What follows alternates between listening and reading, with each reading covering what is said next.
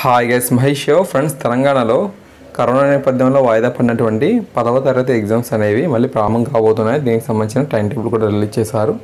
సమయం అనేది మనకు మార్నింగ్ 9:30 నుంచి మధ్యాహ్నం 12:15 వరకు అయితే ఉంటుందన్నమాట. షెడ్యూల్ అనేది ఇక్కడ మనం చూద్దాం.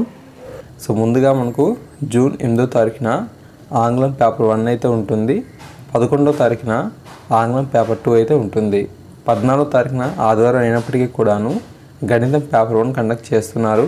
17వ తారీఖున గణితం పేపర్ 2 కండక్ట్ చేస్తున్నారు. 20వ తారీఖున భౌతిక శాస్త్రము, 23వ తారీఖున జీవశాస్త్రము, 26వ తారీఖున సాంఘిక శాస్త్రం పేపర్ 1, 29వ తారీఖున సాంఘిక శాస్త్రం పేపర్ 2 ఉంటుంది.